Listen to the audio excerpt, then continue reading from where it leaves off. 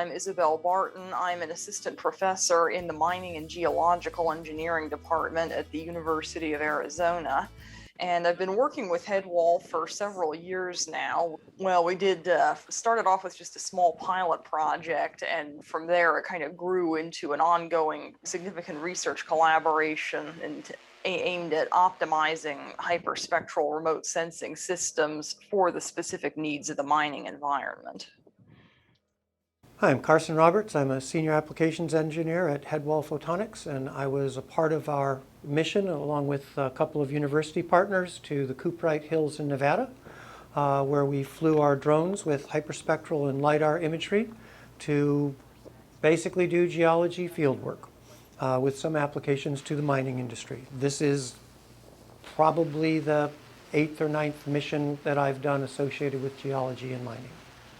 My name is Kratt, and I'm the laboratory coordinator at the Center for Transformative Environmental Monitoring Programs within the College of Science at the University of Nevada, Reno. We're funded by the National Science Foundation. I'm here supporting hyperspectral mineral mapping at Cuprite, Virginia City, Perry Canyon, and Desert Peak, all located within the state of Nevada. Hi, my name is Charlie Kepler. I was a member of the team who just went on a trip out to Cuprite, Nevada to do some hyperspectral scans of the Cuprite region. I started at Headwall soon after graduating from college. When we first started getting into remote sensing, back in around 2016, my boss at the time said, "Hey, you're young, do you want to go get your UAV pilot's license?" And I said, "Oh, sure." Up until that point, I'd never touched a drone before. So my role at Headwall is I'm the lead pilot for testing and integrations, as well as when we go out and do field and service work and trainings, things like that. A lot of times when we have these opportunities to go to a customer site to do a demonstration or to do a service trip where we're collecting data out in the field, I'm usually the first person that kind of gets called into that. So the Cuprite area is really useful for this kind of mission for two reasons. One, the Cuprite system is kind of a textbook example of epithermal alteration systems in general. And epithermal systems are well known for containing gold, silver, and frequently other valuable metals as well. And so by studying Cuprite, we can learn about those other systems. The reason Cuprite is particularly good for hyperspectral is that it has a long history as a test site for hyperspectral imaging. USGS and various other entities have done a lot of previous, much larger scale hyperspectral work there, going back really to the 80s and 90s, well before drones were available. And so with Cuprite, we have a really unusual chance to build on that history of previous work by using the new technology, particularly the drones, to go back and collect more data and compare those data to the existing work. And so it's not only a valuable test site for ore deposits geology because of the nature of the alteration system, it's also just the archetypal hyperspectral test bed for imaging systems. So what I'm excited about with this mission is, first of all, seeing what kind of spectral and spatial detail can be achieved with the UAS sensor, because we're much closer to the ground as compared to an airborne survey, and there's the potential to identify minerals and mineral distribution patterns that have gone unrecognized with airborne surveys. A couple of things that the hyperspectral imaging, particularly the remote sensing hyperspectral imaging, can give is this ability to make mineral maps of large areas, three-dimensional mineral maps, because we're using the LiDAR. And those can tell us a couple of different things. One thing that the minerals can tell us is the geologists are familiar with all the hydrothermal alterations that change rocks from one form into another and incidentally concentrate metal ores. And it's pretty well established that if you see this particular type of clay next to this other particular type of clay in a general formation of a particular type of geology, it's likely that there will be metals there. Now, we were in Cuprite, Nevada, which hasn't been mined because all the proper hydrothermal processes have happened there, but they just didn't happen to concentrate any metal, so it's not been worth anybody's time to dig it all up, and so everything's already there. But this gives us the chance to verify that we can see all these different types of alteration minerals. That can then help in looking in an active mine, in mapping what has been exposed, in predicting what's going to be underneath, and helping direct the planning of a mine or even prospecting an area that it may be worth mining. And then a second thing that we've already done some work on is there are some minerals that are not of interest to the mining geologists, but that can lead to instability of the slopes that are being mined. And we have done some work where we can identify some of these swelling clays and give some information before there's any subsidence that maybe this particular part of a mine might be unstable, and the planners of the mine can change the way they dig to reduce the risk of slope collapses, which can lead to loss of equipment and personnel. If you're wondering whether you need 2 people or 3 people or 4 people, the more people you can have out there in the field, the better things are going to go. A gust of wind could come up and take away your calibration tarp. If there's somebody there to go and grab that, that can save the mission. And so lots of batteries, mission planning in the hotel room or in the office before you go, and invite more people to come along because it's fun, it's interesting, people like to help, and many hands make for light work. So we try and get everything loaded into the vehicles that we're going to be taking out into the field before we go and meet our colleagues for breakfast. We'll sit around at breakfast, get a hearty meal so that we don't have to eat lunch in the field because you're busy all day long, and then load into the cars and trucks and drive out to the site. So this was my first time interacting and meeting Chris Kratt. He's a very, very kind guy. He was, really helpful in, getting this mission off without a hitch. He had a lot of local knowledge of the area, being just a couple hours north of there. So he was able to kind of help us in some of the pre-planning, saying, oh, I think this is a good road that we can drive to the site. This one, maybe we'll check it out. He kind of did a lot of the planning in terms of what we think was accessible. And he also, just had a lot of expertise with flying missions in the area. So he had some good tips and tricks, which, like I said, I learned something new every trip. In previous expeditions, Carson had always been very, very careful about not damaging the equipment, and that was actually one of the things that initially worried me quite a bit about developing hyperspectral applications to mining. Was mine roads are pretty rough, field roads are even worse, and I was, in the early expeditions, I was seeing, Carson didn't really want to drive the equipment over some of those areas, which were rough by ordinary standards, but pretty typical of the mining environment.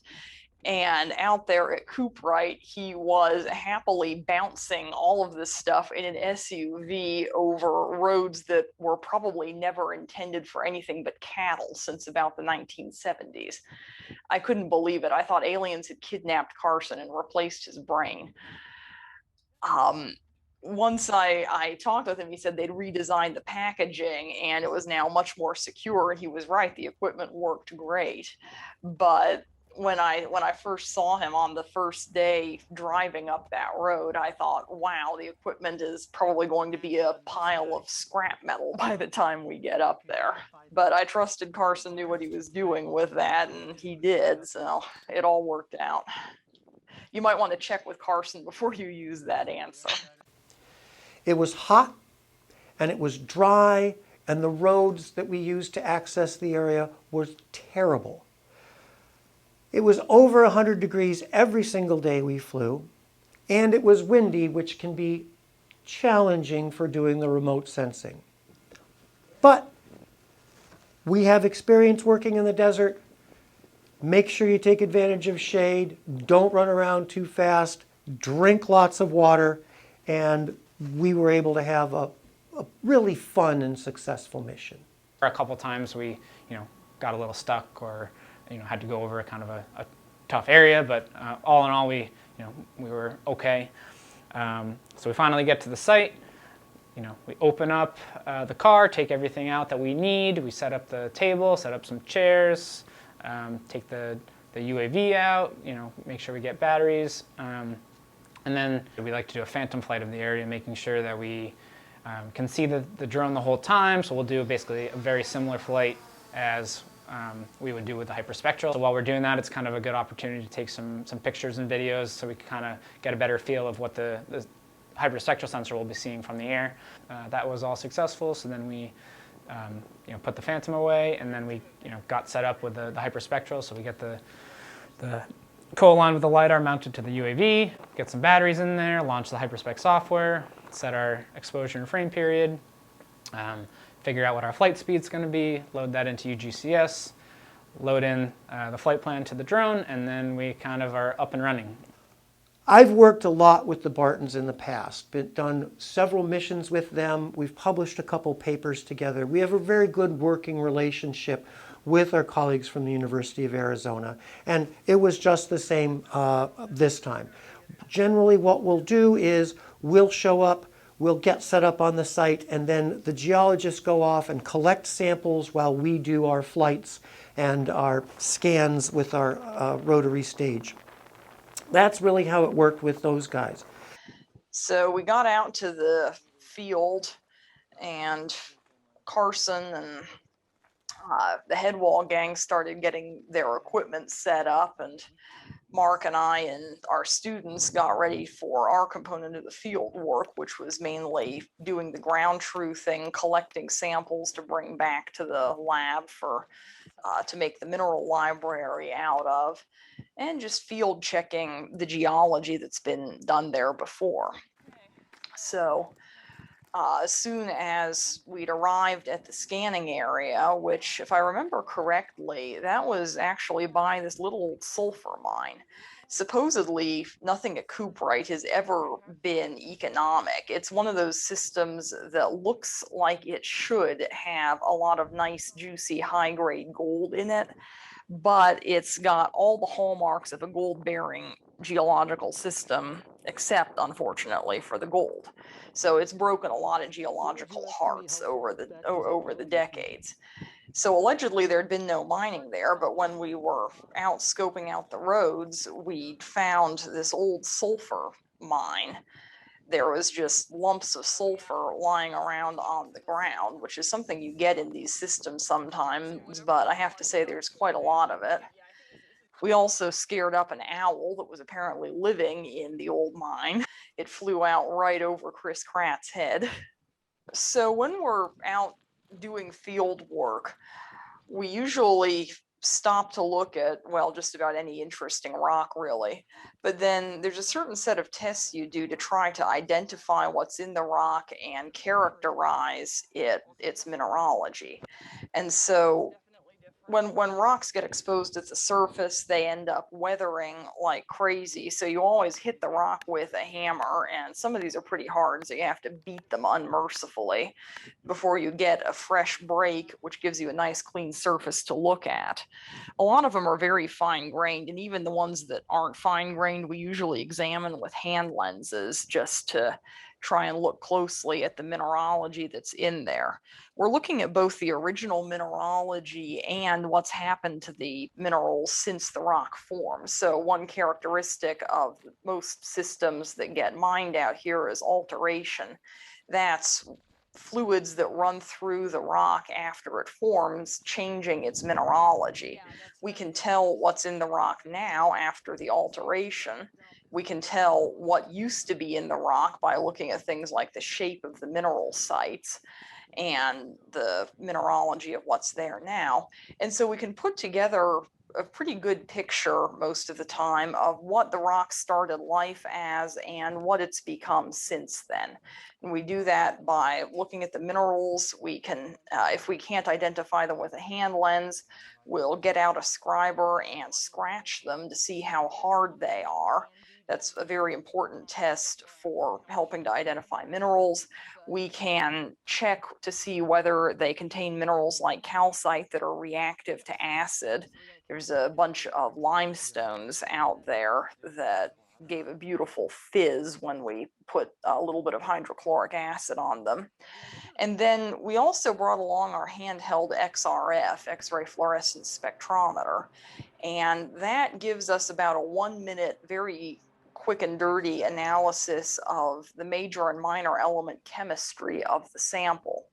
So we look at the rock first, we figure out what we think is in it, and then we put the XRF on it, and it gives us chemistry and not mineralogy, but because the two are related, it allows us to check and see whether we were probably right or if there's something completely surprising in the rock. And we usually hike around examining the rocks, gathering samples every time that we see a change in the geology, the alteration patterns, the mineralogy, or anything else to try and build up as complete a spectral library as we can. And later on, when we get the hyperspectral data, we'll compare the classified mineral map to what we've seen in our ground truth samples, all of which we geotagged with a location, to see whether they match, how well they match, resolve any outstanding issues. The students were great. So I had two PhD students who were out there for different amounts of time. Jingping He was there the whole time. He was helping with the field component of he was helping with the sampling, the checking the geologic map, doing the field analyses, and generally all of the ground truthing that we're going to need to bring to understand and to classify and understand the hyperspectral data. And then Lynette Hudson, who's another PhD student, came down for just a couple of days. Lynette is a non-traditional PhD student. She was an analyst in the mining industry for several years and has quite an interest and a good background in big data processing, analytics, and computation. And since hyperspectral data automatically are large data sets that require some special analytic and computational techniques, it jives pretty well with her interests. And so she was there getting a look at the data collection procedures, and I think they let her fly the drone one day.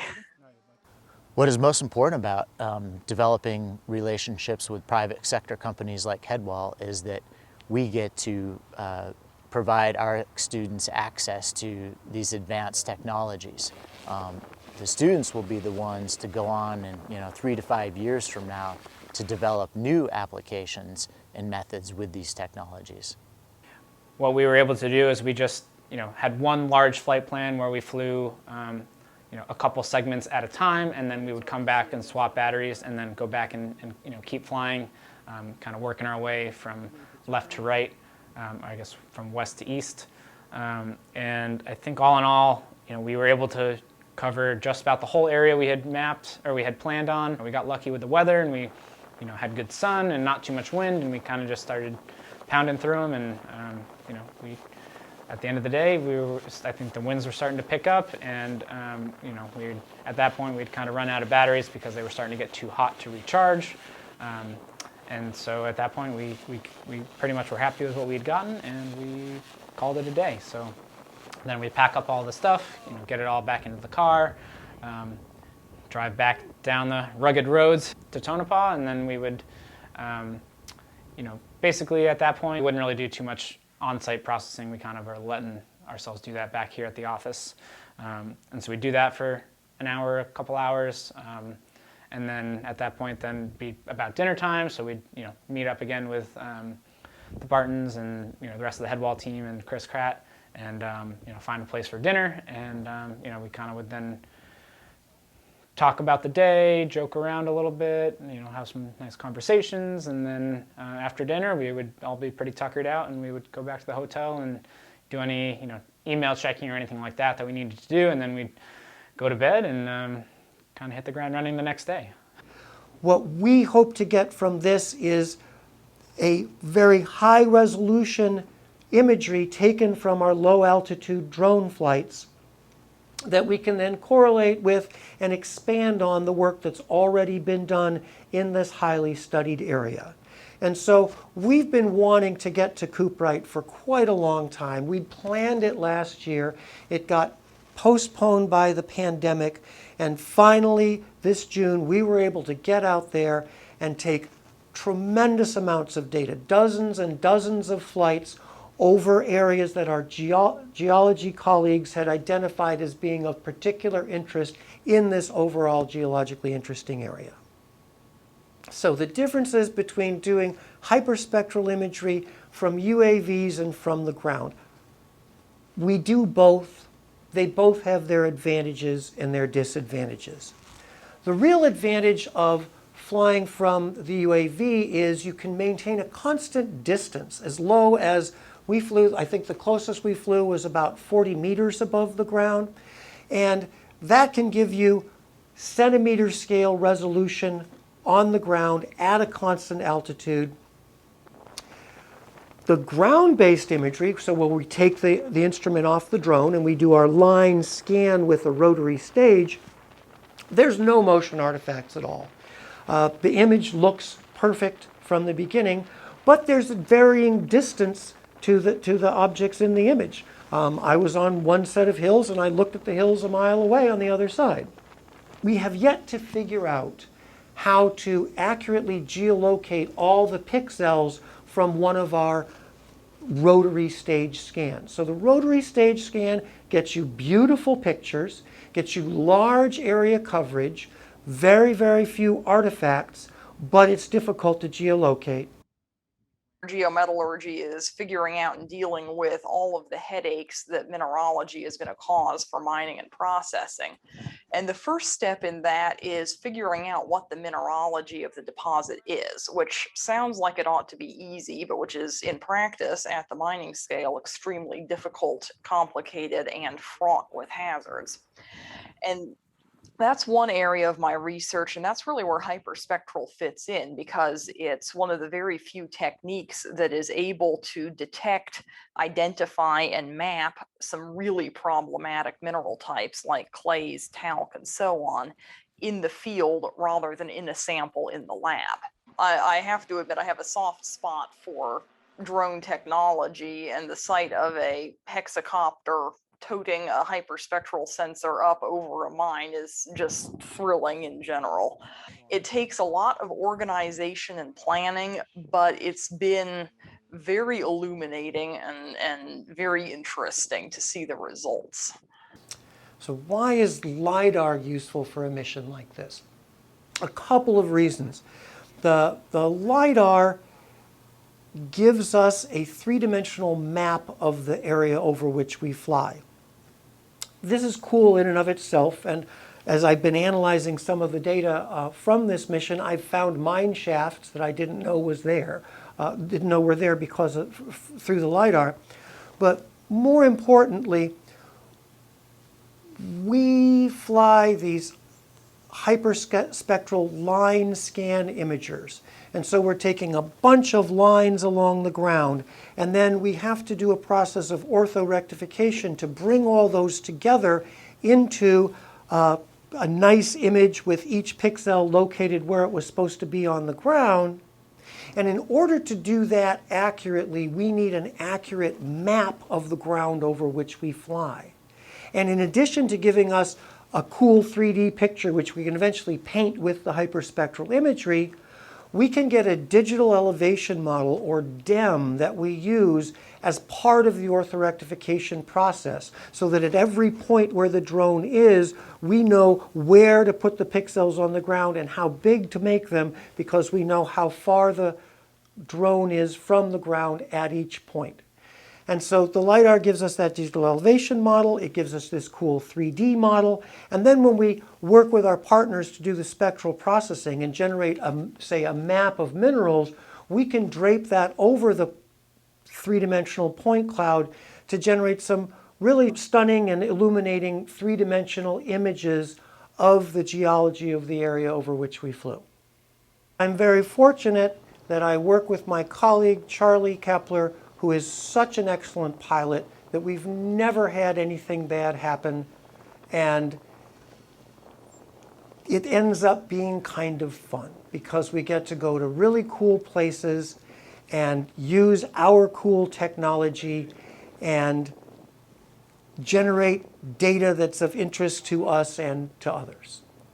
We were kind of fortunate that we had cooperating weather and we had good partners with us, and everything kind of just worked and flowed together.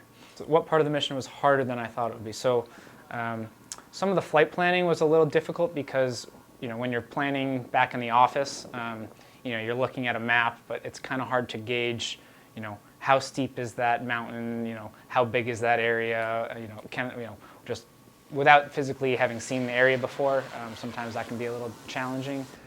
The way that Headwall's working on this, and generally how we've done most of our missions in cooperation with our university colleagues, is we take all the data, we come back to the shop at Headwall, and first we process all the LiDAR data to generate our three-dimensional point clouds and the digital elevation models that we're going to need for the orthorectification process.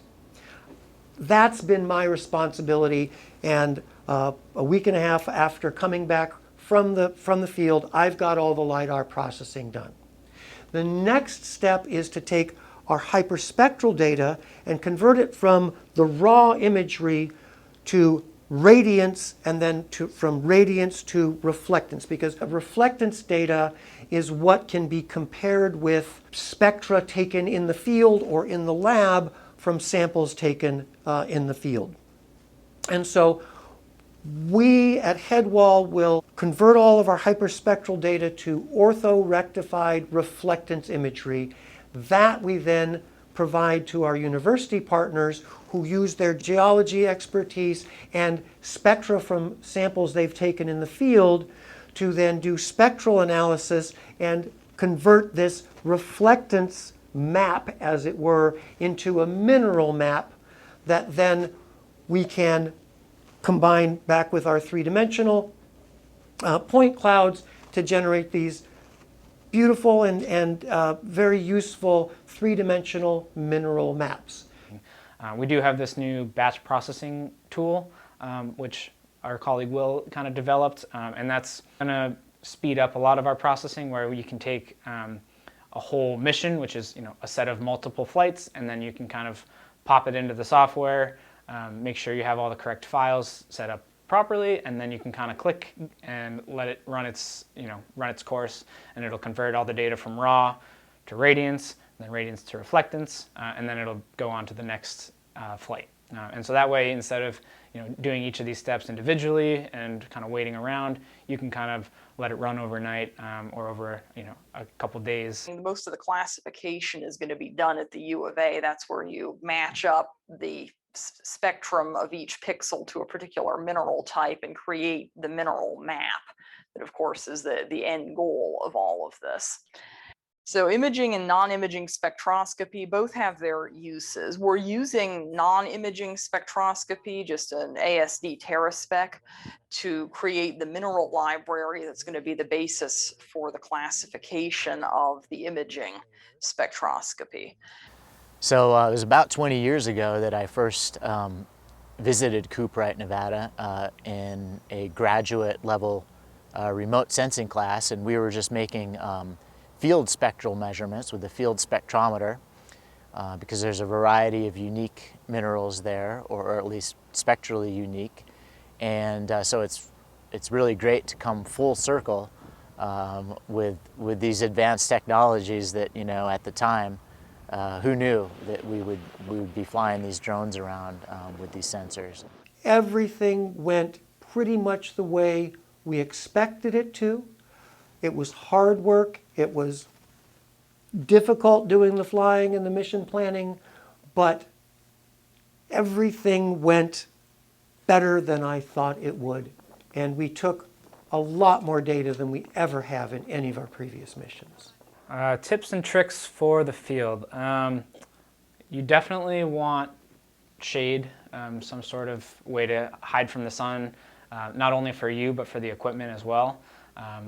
So whether that's keeping a lot of your stuff in the car that has an AC running, or you have a pop-up tent, or we even used a lot of times the back hatch from the car we rented as some shade.